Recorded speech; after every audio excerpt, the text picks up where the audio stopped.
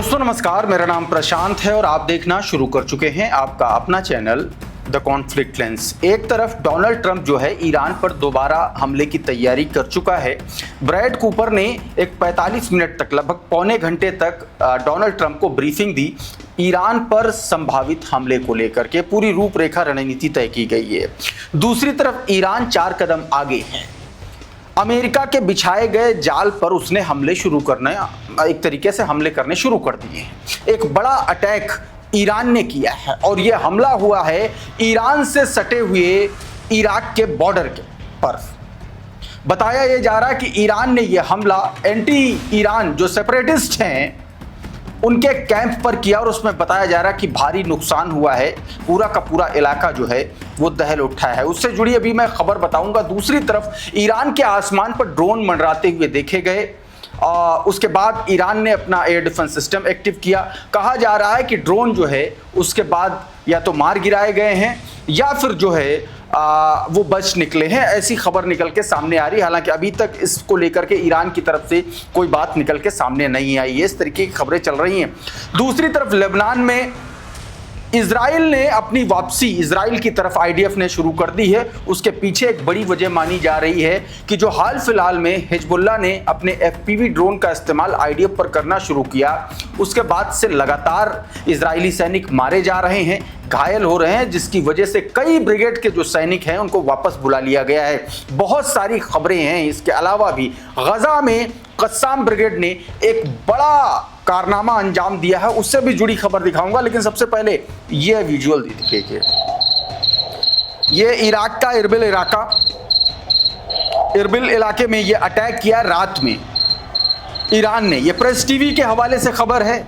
इसका मतलब ये है कि खबर पूरी तरीके से पुख्ता है। ईरानियन स्टेट टीवी, एक तरीके से प्रेस टीवी के हवाले से ये खबर बताया गया कि इरबिल में, इराक के इरबिल में जो एंटी ईरान सेपरेटिस्ट हैं, जो अमेरिका और इजराइल के इशारे पर ईरान में घुसपैठ करने की कोशिश कर रहे थे, उस कैंप पर यह हमला किया गया है। और इस हमले में बताया जा रहा है कि कई जो है टेररिस्ट हैं वो मार गिराए गए हैं और कई लोग घायल हुए हैं। इस खबर में ये कम से कम इस खबर को लेकर के दावा किया गया। प्रेस टीवी की इस खबर को देखिए। Iranian armed forces have targeted the camp of anti Iran separatist terrorist organisation in Iraq Erbil.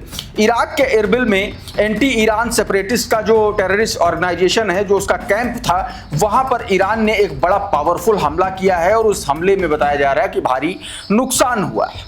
इसी बीच दोस्तों एक और खबर निकल के सामने आई और ये जो खबर है ये ईरान पर निगरानी से जुड़ी हुई है। 2 ड्रोन ईरान के आसमान में मंडराते हुए देखे गए और उसके बाद ईरान ने अपना एयर डिफेंस सिस्टम एक्टिव किया और बताया जा रहा है कि इसके बाद वो ड्रोन पर बड़ा एक्शन हुआ। देखिए तरह ये विजुअल है। इसमें आप देखिए कि साफ तौर पर एयर डिफेंस सिस्टम जो एक्टिव किया गया, उधर से गोले दागे गए हैं, मिसाइलें, उनकी आवाज़ें हैं। बताया गया कि ये ड्रोन जो है मार गिराए गए हैं। हालांकि इसको लेकर के अभी तक कोई ऐसी ऑफिशियल इंफॉर्मेशन किसी भी तरीके से नहीं आई है, लेकिन ये ज़रूर कहा जा रहा है अंदर खाने कि ये अमेरिका हमले से पहले ईरान की जो स्थिति है उसको भांपने की कोशिश कर रहा है। शायद इसकी वजह से वहाँ पर ड्रोन या इस तरीके तो ही ड्रोन वहाँ पर भेजे गए हैं। उमाशंकर सिंह देखिए क्या लिख रहे हैं। तस्नीम न्यूज एजेंसी ने इस खबर को बताया है, इस वीडियो को शेयर किया और इस खबर के बारे में बताया। ईरान की एजेंसी है तस्नीम न्यूज एजेंसी। उसने बताया है कि तेहरान के ऊपर उड़ रहे माइक्रो और टोही ड्रोन की वजह से एयर डिफेंस सिस्टम एक्टिव किए जाने की खबर है और उन ड्रोन को जो है मार गिराया गया। ऐसी खबर निकल के सामने आ रही। दूसरी तरफ समंदर में तहलका मचा हुआ है दोस्तों। अमेरिका का एक शिप जो है उसमें अचानक से आग लग गई है और भारी नुकसान हुआ है उस शिप को। क्लैश रिपोर्ट की ये खबर देखिए।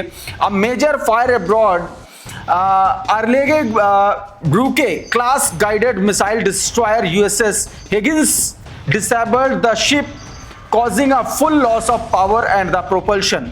कहा गया कि एक जहाज को अचानक से आग लग गई है और आग लगने के बाद दोस्तों उसमें एक तरीके से पूरी तरीके से उसने काम करना बंद कर दिया है। ये जानकारी दी गई है। पूरी तरीके से जहाज जो है निष्क्रिय हो गया है। रिपोर्ट्स के मुताबिक आग लगने के बाद जहाज की पूरी बिजली व्यवस्था और प्रोपल्शन सिस्टम फेल हो गया, जिससे डिस्ट्रॉयर आगे बढ़ने में असमर्थ हो गया। यह घटना बताया जा रहा है कि इंडो पैसिफिक क्षेत्र में हुई है, लेकिन एग्जैक्ट किस जगह पर हुई है इसको लेकर के अभी कोई खबर नहीं निकल के सामने आई। हालांकि ये बात निकल के सामने आ रही, इसमें क्रू को कोई भी नुकसान नहीं पहुंचा है। तो ये आग लगने की घटना अपने आप में बहुत इंपॉर्टेंट है और बहुत बड़ी भी बताई जा रही है। इस बीच ब्रैड कूपर, पीट हेगेसेथ ने बाकायदा डोनाल्ड ट्रंप को ब्रीफिंग दी है और उस ब्रीफिंग में माना जा रहा है कि इस प्लान पर सहमति बनी है कि ईरान पर एक और पावरफुल हमला किया जाए। जरा फॉक्स न्यूज का एक छोटा सा हिस्सा सुनिए। Decision time. CENTCOM Commander Admiral Brad Cooper. तो इसमें साफ तौर पर यह बात कह दी गई है कि संभावित हमला हो सकता है। रियान रोजबियानी लिख रहे हैं कि CENTCOM is planning strike and assassinations in Iran proof the peace talk were just a take time to plan, reload and prepare for the another attack। सीधे तौर पर इसमें यह बात कही जा रही है कि ये जो सीजफायर था ये सिर्फ और सिर्फ एक तरीके से दोबारा हमले की तैयारी का एक टूल भर था, ताकि फिर से तैयार होकर के एक बड़ा हमला ईरान पर किया जा सके। इस बात को, इस फैसले से पुख्ता माना जा रहा है। मधुरेंद्र कुमार ने देखिए ये वीडियो शेयर किया, इसी वीडियो को शेयर किया। इसमें देखिए ये जो जंग के दौरान किस तरीके से अमेरिका और ईरान एक दूसरे पर हमले कर रहे थे, ये उसका वीडियो, फॉक्स न्यूज का एक वीडियो नीचे, और ऊपर जो है ईरान किस तरीके से हमले कर रहा है उसका वीडियो इसी विंडो में साफ तौर पर आप देख सकते हैं। इस वीडियो को जारी करते हुए मधुरेंद्र कुमार ने लिखा कि सीज फायर पर गहराते संकट के बीच एक तरफ अमेरिका नए और निर्णायक हमले की तैयारी कर रहा है, तो ईरान ने भी कह दिया है कि हमले की स्थिति में मिडिल ईस्ट के एक एक ऑयल फील्ड, रिफाइनरी और अमेरिकी बेस दहल जाएंगे।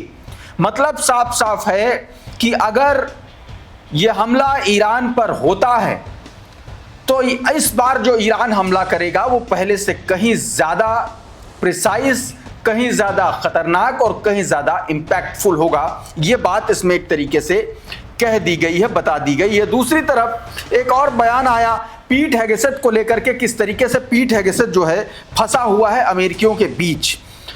पीट हेगेसेथ दोस्तों, उसको जब उससे जवाब मांगा जा रहा था, उसी जवाब मांगने के बीच लोगों ने उसको वॉर क्रिमिनल कहा और कहा सीधे तौर पर तुमको फौरन अरेस्ट कर लेना चाहिए। ये अमेरिका में हो रहा है पीट हेगेसेथ के साथ। किस तरीके से पीट हेगेसेथ ने अमेरिका में डोनाल्ड ट्रंप को जंग की सही जानकारी नहीं दी और इस पर सवाल जेडी वैंस ने भी उठाए थे, और अब अमेरिका के जो लोग हैं या जो लीडर्स हैं अपोजिशन के, वो लगातार कांग्रेस के जो लीडर्स हैं वो ये बात हेगेसेथ से कह रहे हैं। सुनिए जरा। behind our warriors।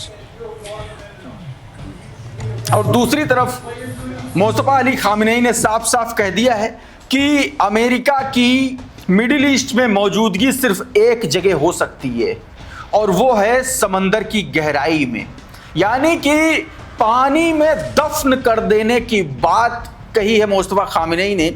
ये देखिए जरा एबीपी न्यूज का ट्वीट, इसमें ये बात कही गई है। ईरान के सर्वोच्च नेता का पद संभालने के बाद अपनी परंपरा के अनुसार अयतुल्लाह मुस्तफा खामेनी ने एक लिखित बयान जारी किया।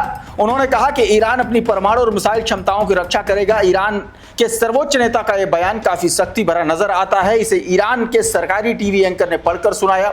उन्होंने अपने पत्र में यह भी कहा कि फारस की खाड़ी में अमेरिकियों की एकमात्र जगह पानी की गहराइयों में है। मतलब सीधे तौर पर पानी में गाड़ देने की बात मुस्तफा अली खामेनी ने कही है। दूसरी तरफ दोस्तों, इजराइल में बवाल मचा हुआ है। इजराइल पर जो है हिजबुल्लाह भारी पड़ता हुआ नजर आ रहा है। एक खबर निकल के सामने आई, उसके मुताबिक इजराइल ने अपने सैनिकों को लेबनान से वापस बुलाना शुरू कर दिया है। इस खबर को देखिए, करंट रिपोर्ट का ये ट्वीट, जिसमें इजराइल के चैनल 11 के हवाले से ये जानकारी दी गई है। बताया गया कि Israel has ordered to withdrawal of several combat brigade from the southern Lebanon because of the growing threat from the FPV drones. बताया गया FPV ड्रोन के इस्तेमाल, हिजबुल्लाह द्वारा जो FPV ड्रोन का इस्तेमाल किया जा रहा है उससे IDF को खतरा लगातार बढ़ रहा है और इस वजह से तमाम सारे सैनिकों को वापस बुला लिया गया है। मैं आपको बता दूं एक बार फिर से, हिजबुल्लाह पिछले कुछ दिनों से ड्रोन की एक नई टेक्नोलॉजी के जरिए हमला कर रहा है आईडीएफ पर, और आईडीएफ के पास ऐसी कोई टेक्नोलॉजी नहीं बची है उस ड्रोन को इंटरसेप्ट करने की, क्योंकि ना तो ये ड्रोन रेडियो सिग्नल का इस्तेमाल करते हैं और ना ही किसी जीपीएस टेक्नोलॉजी का। ये फाइबर ऑप्टिकल केबल से संचालित किए जा रहे ड्रोन हैं जिनको इंटरसेप्ट करना लगभग नामुमकिन है। और यही वजह रही कि बीते दिन जो गैलीली में हमला किया, नॉर्थ इजराइल यानी कि इजराइल में घुसकर जो हमला किया हिजबुल्लाह ने, और उसमें जिसमें 11 से 12 सैनिक बुरी तरीके से घायल हुए हैं, बताया जा रहा है कि कुछ तो जिंदगी मौत के बीच झूल रहे हैं। यह हमला उसी ड्रोन के जरिए किया गया था। तो यह करंट रिपोर्ट की खबर। एक और तस्वीर देखिए, ये हिजबुल्लाह के द्वारा बीते एक दिन में, सीज फायर के बाद बीते एक दिन में किए गए सबसे ज्यादा हमलों की खबर है। जरा इस वीडियो को सबसे पहले देखिए। इस वीडियो, ये पूरा एक तरीके से कंपाइल वीडियो है कि किस तरीके से हिजबुल्लाह ने एक दिन में अलग अलग 10 जगहों को टारगेट बनाया, 10 अलग अलग ठिकानों को टारगेट बनाया।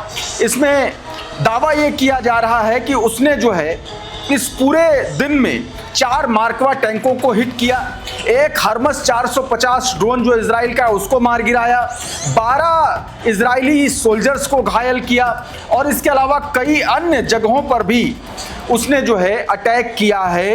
ये दोस्तों खबर हिजबुल्लाह की तरफ से दावा किया गया है।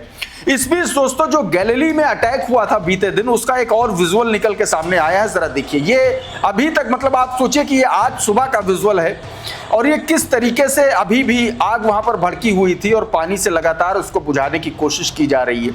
ये देखिए, बहुत बड़ा अटैक था।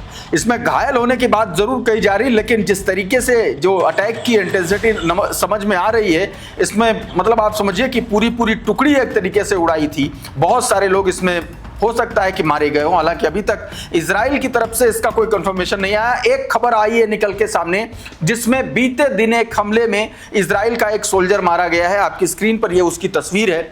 बताया गया कि ये 13th बटालियन का, ये गैलोन ब्रिगेड का ये सोल्जर था जो मारा गया है। ये सीधे तौर पर ये खबर दोस्तों निकल के सामने आई। ये इसकी तस्वीर है, क्रेडल ने ये वीडियो तस्वीर जारी की। बताया गया कि कंफर्म्ड है ये, a soldier in the 13th battalion of the Israel Golan brigade killed by the Lebanese resistance in southern Lebanon this morning बताया गया कि मतलब ये बीते दिन की खबर है। तो ये घटनाक्रम सामने आया। इस बीच एक और खबर निकल के सामने आई दोस्तों तुर्की से। इजराइल में सेवा दे चुकी एक महिला आईडीएफ अफसर को तुर्की ने गिरफ्तार किया और उसके बाद उसको फिर वापस इजराइल भेजा है। इसको लेकर के खबर निकल के सामने आ रही है। जरा इस ट्वीट को देखिए आपकी स्क्रीन पर। इसमें सीधे तौर पर बताया गया कि तुर्की ने दोहरी नागरिकता रखने वाली एक महिला को देश से निकाल दिया है, जिस पर इजराइल डिफेंस फोर्स में सेवा देने का आरोप है तुर्की की, लेकिन उसके पास दोहरी नागरिकता। रिपोर्ट के अनुसार जेसिका बछार, जिसके पास तुर्की और इजराइल दोनों की नागरिकता थी, इजरायली सेना में सेवा देने के बाद परिवार से मिलने इस्तांबुल पहुंची, जहां उन्हें एयरपोर्ट पर ही हिरासत में ले लिया गया। तुर्की कानून के मुताबिक बिना सरकारी अनुमति किसी विदेशी सेना में सेवा देना प्रतिबंधित है।